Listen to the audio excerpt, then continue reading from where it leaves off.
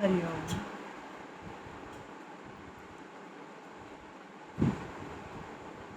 कैकेयी जी के भवन में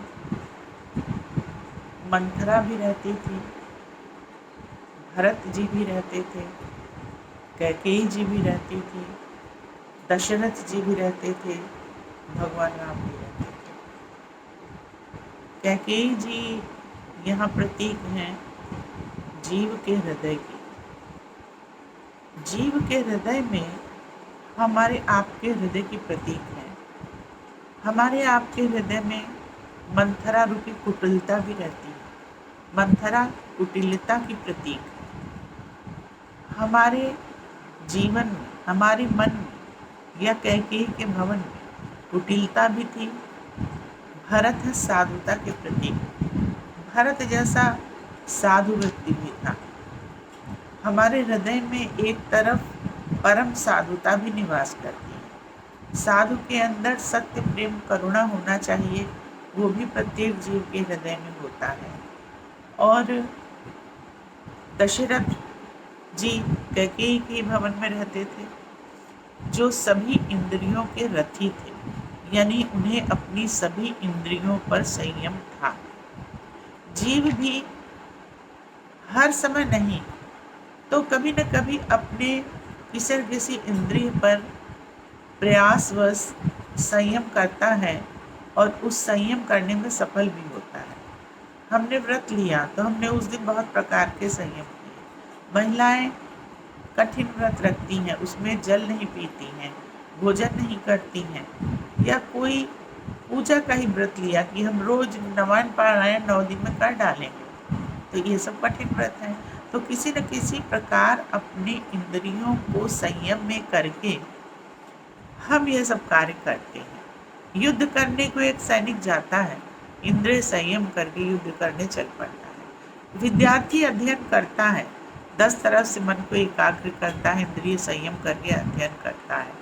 तो हम भी अपने हिसाब से कहीं न कहीं दशरथ हैं, मतलब अपने 10 इंद्रियों के रथी हैं। 10 इंद्रियों को क्षणिक रूप में कुछ समय के लिए संयम करते हैं।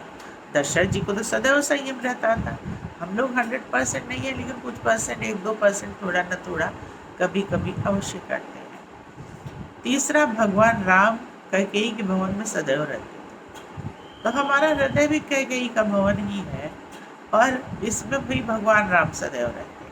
कभी परमात्मा से विहीन होते ही नहीं, क्योंकि हम परमात्मा के ही अंश हैं, तो परमात्मा से विलग तो हम हो ही नहीं सकते हैं। कुटिलता रूपी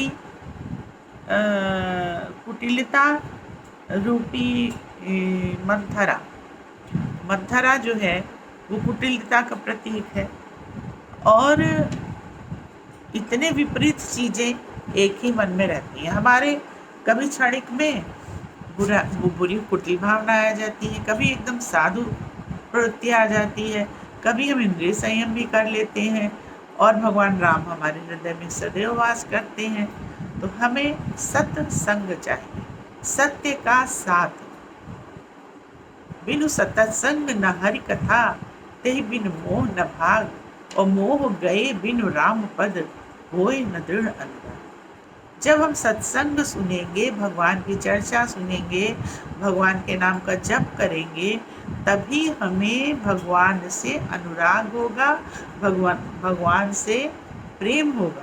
और जब भगवान से प्रेम होगा, हमारा हृदय धीरे धीरे भगवत भक्ति करते करते शुद्ध होगा, और शुद्ध हृदय में ही भगवान निवास करते हैं। भगवान राम उसी में निवास करते हैं, उसी में भरत जी साधु स्वभाव निवास करेंगे। जब हम सत्संग करेंगे तो हमारा स्वभाव साधु स्वभाव हो जाएगा, यानी हम भरत हो जाएंगे। और भरत और राम में कोई अंतर नहीं है। साधु स्वभाव है भरत, और जहाँ सत्य है, सत्संग है, साधुता है, कुटिलता का अभाव है, वहीं पे राम है, वहीं पे भगवान है। तो पुण्य करिए, ठीक है, हम पुण्य करें, उससे भी ज़्यादा अच्छा है भगवत प्राप्ति के लिए कि हम परमात्मा से प्रेम करें। प्रेम से भगवान, प्रेम ते प्रकट होई मैं जाना, प्रेम से ही भगवान प्रकट होंगे। हमने गरीब को भोजन कराया, अच्छी बात है। हमने कोई भी चैरिटी की, बहुत अच्छी बात है, मैं उसको बुरा नहीं कहती। लेकिन केवल पुण्य अर्जन से भगवान प्रकट नहीं होंगे। भगवान भी जैसे मनुष्य मनुष्य से लव एंड अफेक्शन चाहता है, भगवान भी जीव से लव एंड अफेक्शन चाहता है। भगवान के प्रति समर्पण होगा, सत्संग होगा और सत्कर्म होगा, तभी हृदय में साधुता आएगी। साधुता आएगी तो कुटिलता जाएगी। क्यों? कुटिलता भी जाते हुए अच्छी लगेगी, साधुता आते हुए अच्छी लगेगी।